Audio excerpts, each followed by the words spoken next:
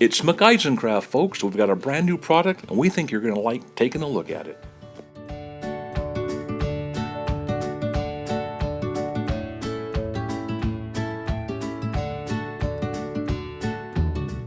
Greetings and welcome to the broadcast. I'm your host, and today we're going to look at the Solove 10 Pocket Battery.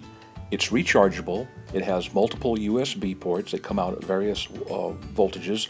It allows you to do things like charge up an iPhone, an iPad, a smartphone, a Kindle, any of those items. Does a great job. The footprint, not much more than a cup of coffee, really. It hardly seemed like it took up any space.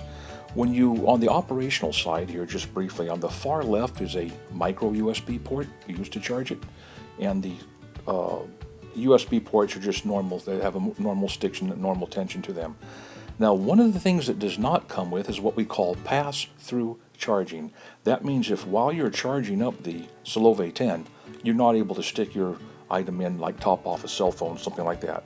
Some items do have that, but they're not as well made as the Solove 10. Nice, strong, you can almost scrape ice with this thing. Now, it comes with a real nice case. Inside the case is a hidden pocket. You can put in the charging cord or even a small iPhone. Now right here, let's give it a real world test. You take it down, you turn it on, you throw it out on a coffee table, you go to work. It always seems to charge everything up fully and then shut itself off. We did a variety of tests. It never failed. It always charged everything. Never had a problem with it. Now, this is not an unboxing video, but just to give a sense, if you were to order a case of these things to give away for gifts, there's a white sleeve on the outside. We'll talk more about that later. Inside is an exceptionally well-made, almost like a machinist die-cut box. The logo is very precise. It's kind of like a vinylized top. Inside, like an injection molded plastic, we've seen that before, does a good job. Somebody really got this square and right, and it works properly.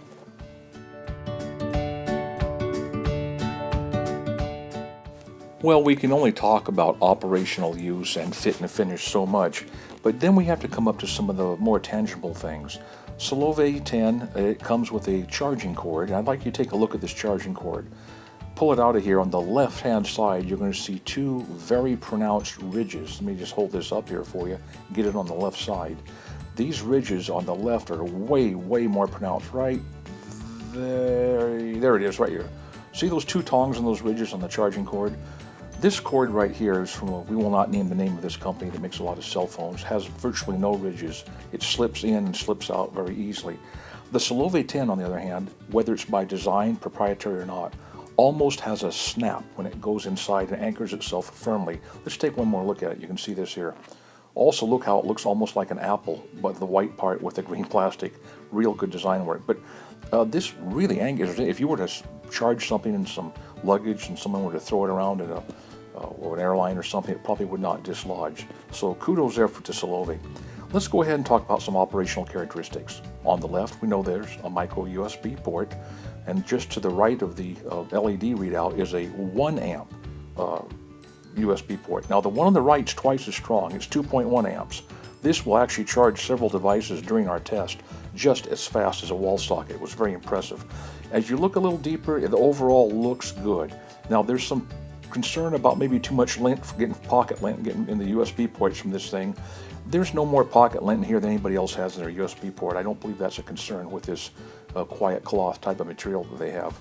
Anyway, that's the first look at the Solove. A little later on, we're going to have a deeper look for those of you that want to hang around. We're going to look deeper into the company and how things are made. Take care, best to you, and we'll come back for a deeper look in just a bit.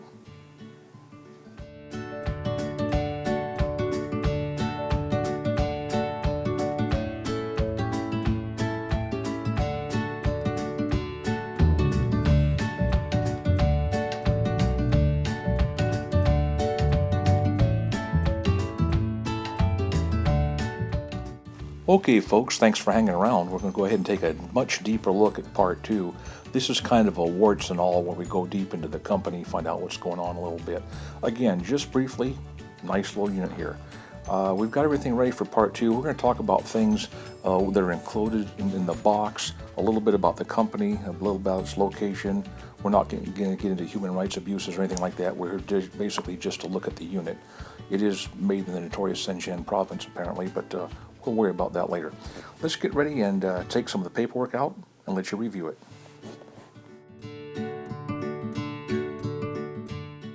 Well, here it is, folks. For some of you in the back row, I'll just read. It's called product name. It's called Roco.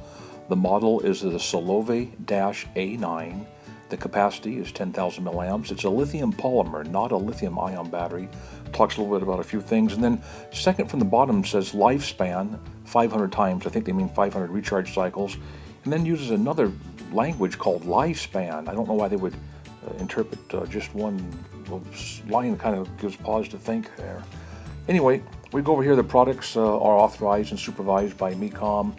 Now, if you want to call these people up, their phone number is 86-755-2328-2320. We're going to look at the website in just a moment. It's www.solove.com.hk. One might think they're involved heavily with Hong Kong. However, when we look deeply at the logo, they're made in communist Red China. They're not made in Hong Kong. However, it's just impeccable, the work. If you look at the font and the design and the logoing of this thing, it's really, really good. We'll let you read this yourself. If you want to go ahead and jot this down, some of you will blow it up a little bit for you. You can take notes for anybody thinking about ordering a pallet of these things. This is the contact information. In just a moment, we're going to go on over to the website itself and take a look at that and attempt to place a trial order in the Canada, USA area and see what happens. Take care. Back in a bit. Folks, thanks a lot for your patience. In just a moment or two, I guarantee you we're going to make a contact and attempt to order one of these things online. One thing while we're waiting for that is we're puzzled by some of the verbiage. Again, not pidgin English, but kind of a mildly sexually charged statement. On the front, if you give this, it'll say, "I wish I will see you again, seem like lover, meet the beauty." These kind of statements basically kill sales for gift giving, for a man to give one of these to his boss, who's a man, or to his son-in-law, or things like that. Want to be kind of careful with that. Anyway, let's take a look at something we call the logo, and that'll tell us a little bit about the company. We're ready for the live camera now. You know, they say you can tell a lot about a company about their logo, and here is Solove's logo right here. First of all, we have an S, and we have the A9 up here. Then we have a heart shape inside the O for Solove. Half of the heart has up and down bars, the other has a geometric pattern. On the O, we have a clock face, V and E. Now, coming off the L, we have a white banded wristwatch at 12:15, turning into a black banded wristwatch and a buckle. Up here, we have a little, what looks like an MP3 player with a cord, and the cord whips back over here. We have a series of many triangles. We have a stick pin right here that points to 1 o'clock, not 12:15, but points to 1 o'clock on this clock face. We have M2. Here's what looks like an iPad or an iPod or a smartphone over here. As you work your way all the way back, you see some kind of supportive structures. There's an upside down herringbone, then N9. Now, we've seen this N9 on conspiracy websites. I don't know what that means. And over here, let's just move that just a little bit. We have kind of like a tag. And so that's your logo. Looking at the other side of this card, it's not truly a warranty card. We actually see that the watch morphs from a dark band to a white band on both sides. It's still 12:15. Half of the geometric design's taken out of the heart here, and then we have some different things like that. So turning this over, we're going to go ahead and look at the other side now and see what they give you in the way of a toll-free number or any instructions.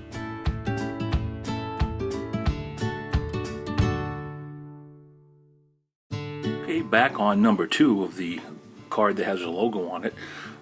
This is just a card. It's not a warranty card. There's no toll-free number, unfortunately, but it does tell us here about the micro USB and the 1 and 2 output USB ports. It shows a little bit of a kind of a schematic here.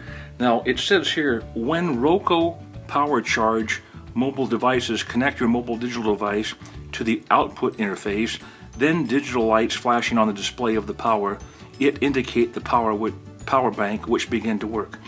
This is sad that this kind of poor pidgin English would slip by a company that wants to be a multi-million-dollar company. The device itself is fantastic. This broken English throughout their front-end packaging it makes you wonder about Red China, how much communist China is involved with this project, not letting somebody with maybe a year of university or work who can speak Chinese clean this thing up and give a better representation. At the very bottom, we can have what we call a QR code, which doesn't work. It's so small. Just here's a tip of a pen. The QR code doesn't work. It talks about violation of security usage notice may cause fire, electric shock damage, or other risk. Roco Power has high quality polymer cell for the best user security. No, period. Don't use it as close to water. Again, just rife with not nasty language, but pidgin English. Something that if you, at the 5th or 6th grade in the States, you would be called into the principal's office if you couldn't write or speak any better than this after 6 years of schooling. Okay, well, so much for the card. Let's go ahead and take a look at the website. Well, folks, we're on right now to the Hong Kong website. We're going to attempt to order one of these Solove 10s or a like product. The newest product is the only one that's up and running live right now. In the lower right-hand corner, we're going to go ahead and click and attempt to place an order for one of these new items. Click. What happens? Unfortunately, it goes dead.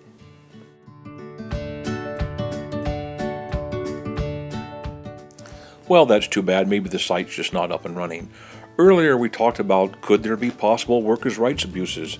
In the sleeve that the thing is packaged in when you get it, it simply says Longgang Avenue, Longgang District, Shenzhen City, and leaves out Communist China. They should be proud of it. They should put China on the sleeve. However, on the company's website, they do include China, so there may be a little bit of sleight of hand going on there. Overall, summing this thing up, the workmanship, the way this thing operated when we used it, the way we tested it, everything worked fine. There was no cause for concern. However, I guess you would say the blight or the dark mark on this company is their front end marketing. Broken pidgin English, can't even get one proofreader in China or one of their university students to come in and just clean up the language, clean up the broken pidgin English on the multiple cards that are associated with this. That's going to hurt them. We hope that the product will indeed speak for itself, and maybe somebody, if there are thugs running this company, let's hope somebody can get in and clean them out and let the workers be treated right and get more of these things in for our people in Canada and the United States to use. Well, this is McGeisencraft. This is the end of a look at a Solove 10 pocket battery charger, sometimes called a power bank.